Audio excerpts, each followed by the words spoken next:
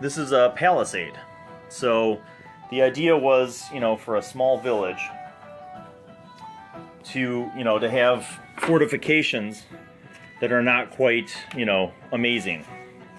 So what we have are basically, I have a base and started kind of gluing these different size sticks. I wanted it to be imperfect, and that's kind of what I got out of it so far. On this side, you see kind of the inside, and again, I used just regular cardboard on the bottom for the base. This is this cardboard packing material from IKEA, and if there's an IKEA near you, you don't even have to buy anything there. They have cardboard recycling outside of their stores. So you could literally like dumpster dive and grab strips of this stuff, and it's awesome. It's real sturdy. But it just gave me a nice, base to glue all the sticks to for the palisade. Then what I'm doing now is I'm taking popsicle sticks. So there's my big bin of popsicle sticks. And I'm measuring them down and cutting them to size. And what I'm going to do is distress them and then glue them in to be kind of a flooring along the interior of this wall, so that you can have guards up there kind of manning the wall. And then I'm going to have to dress this part up here too with some more boards and whatnot to make it look a little more refined on the inside. But I think it's going to be a good piece. It's a good size, so I don't know how long it is. Probably about 16 inches. Or here, there's a ruler right here. Yeah, well, about 15 inches, ballpark. So, but I think it'll be a good size. All right. So anyway, that's the current update for what I'm doing.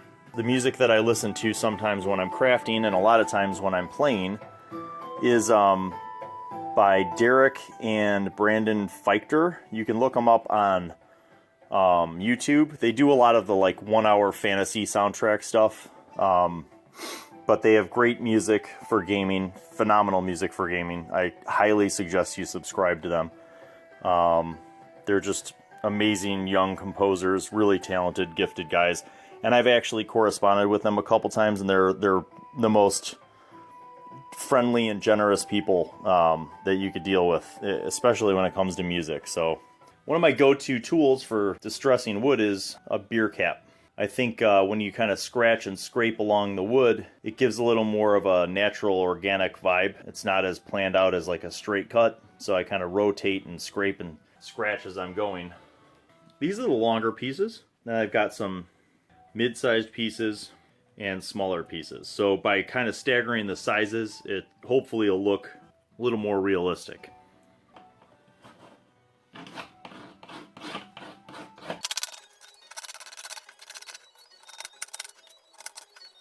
So here's my board,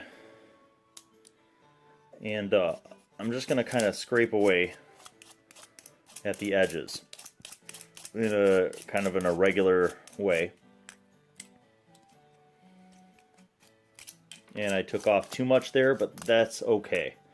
Sometimes too much is just what you need. In addition to the chamfering here, I'm cutting out notches. My technique involves taking this tool and basically poking in at a couple different intervals. And now here's a great example. When I did that, this board split, and that is a-okay. I like that. It actually gives some character to it. So maybe I don't press quite as superhumanly hard. And I'm just going to go through and do that on all these boards. I'll show you kind of a before and after. So here's like a before, right? And this is what they should look like after. After they're painted up and distressed, that's what they're going to look like. I might lighten up the wood a little bit more and even put some moss, some flocking, in between some of the boards to give it that look. But this bright board will eventually become like this. This is a cardboard packing thing from IKEA.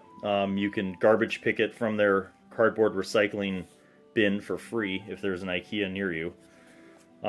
These are sticks from my backyard, just broken down to various sizes and intervals and thicknesses to kind of give a realistic look. and that's it.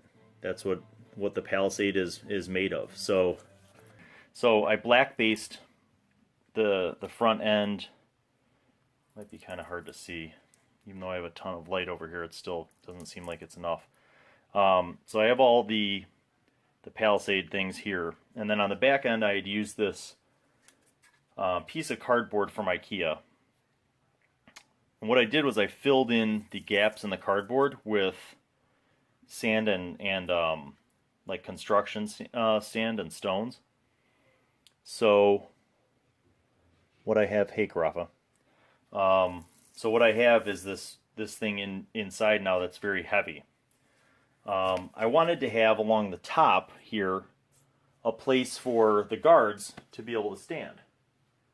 So the idea was, and I started making this stuff. I did my traditional wood floors that I've kind of been developing. So I distressed the wood and black based it. So now basically I'm going to hot glue it onto this walkway. And it doesn't have to be perfect, because again I imagine that this is kind of a village with maybe less resources. So they might have put together this defense over time, and they probably had to pry up boards and replace them as weatherings happened naturally through like winter and fall. So a lot of the boards are really weathered and split, which is cool. That's kind of the look I'm going for. So tonight my goal is to glue them on, and then to paint them so they have like a wood tone. And then just take a look at the rest of the Palisade and see what I can do to make it any better. So I'm hitting this up with my small glue gun. And I've learned over doing this wooden floor technique that you kind of have to move fast, because that hot glue kind of starts curing really fast, and then you're sort of SOL if you wait too long. There we go. And I've got a few left there, and I've already started putting some of these down. So I'm just going to basically finish putting the wood planks down on this rampart, and then I'm going to paint them. And then I'm going to finish kind of flocking this stuff. So this was, and it's crumbling, and so I'm kind of disappointed. Like, there, I just dropped this, you know, a little bit, so pretend that I was using it on the table, and it's spilling sand left and right, which kind of angers me, because I put a ton of glue in there hoping that would hold it down, but it's not working. So usually when I'm crafting I usually listen to music, but I don't really have anything queued up right now. So grab some good old white glue and just go along the base here. Wouldn't hurt. Normally I would do this with a brush, but I have a brush out already for my dry brushing and I don't want to waste it, so I'm not going to mess with that. So rather, I will just rip off a piece of paper and basically use the paper to kind of smear this. Smear, smear, smear.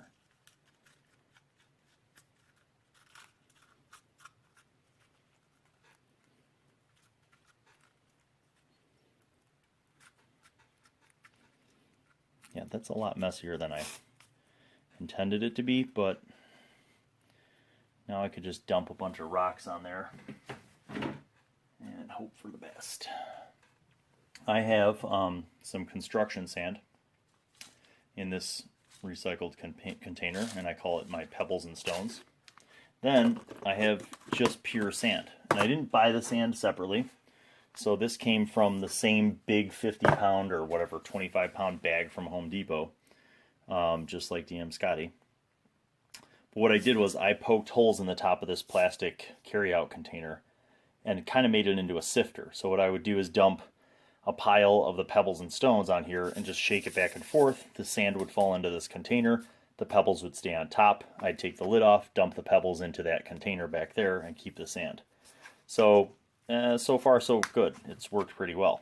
It also works like a shaker, so if I want to add sand to something, just like a salt or pepper shaker. I just kind of shake it on. Get a little paint on the brush and then dab it off and see what my dry brush can pull from this. So what I'm going to do is just kind of go across at different angles gently, lightly. And if I put too much paint on, it's okay, because I'm going to pick up some highlights from the other color too. So just trying to add in some brown to this, but not to a huge extreme. Those wood floors are looking right, but I kind of need to hit them up with a little more flavor. So I'm going to go to this highlight now, the khaki, because they're already pretty dry. Highlighting, you know, I feel like dry brushing is, most of the things that I dry brush dry pretty quickly. So what I'm going to do down here is just mix in this khaki with some of the brown. I mean, it's barely any of the brown, but just to darken it up a little bit, because the khaki dries to almost a light white gray. It loses a lot of its yellow.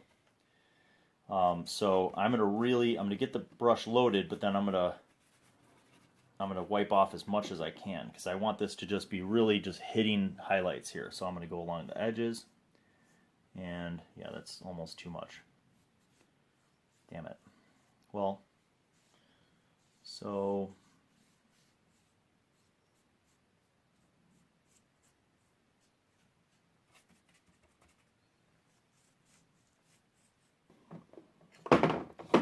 okay, so I have two greens that I could consider here. I have a very light holly branch green that might be too bright, and then this English ivy green, which I think is darker, so I think I'm going to use that. So I just want to touch a little bit of the spaces as a base. Ah, okay, good. So just along the base, I think I want to try to hit the base with some spots of green. And then I can come back later and actually flock it with to give some moss in there. Okay, so I'm just going to hit, yeah, that's still wet. So this part down here, I just flocked with sand, so the white glue has not even dried yet. But the top part has different spots that are dry already. So what I'm going to do is just kind of blob in some green for moss there on occasion along the edge. So the location in my campaign is set in an original world that I've been developing for a really long time, like almost 20 years. And we've been playing this campaign with this group of players for almost a full year now. Actually, I think it's come up on a year. So the setting that they're going to is a village far to the north, kind of before the climate changes to like a cold tundra. This first layer of the dark green, I hope, will kind of help blend the flocking. And I'm also going to add in some darker brown too. So this is the famous, DM Scotty burnt umber. Let me get that in focus. So I'm going to add in some of that too to blend.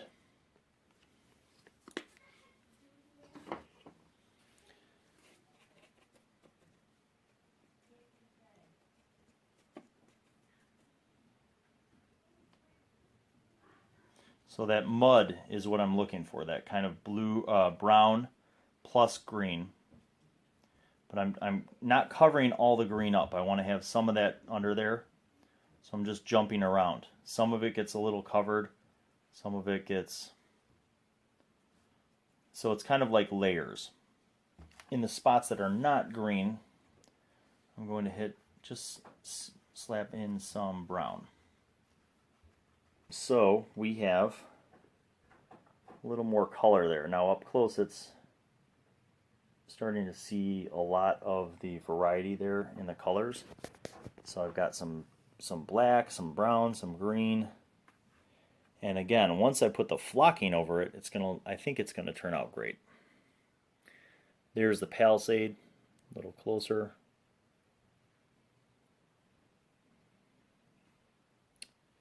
yeah, so this is that's already dry, so that's cool. That'll be worth it. But that's my wood floor technique, just with a little bit different tone to it. And I feel like it would be highlighted and warped like that because this is a land that maybe is north and it gets a lot of rain and snow, so these boards would be really weathered. So that's for scale. That's what it would look like on the table. And cool, so they fit.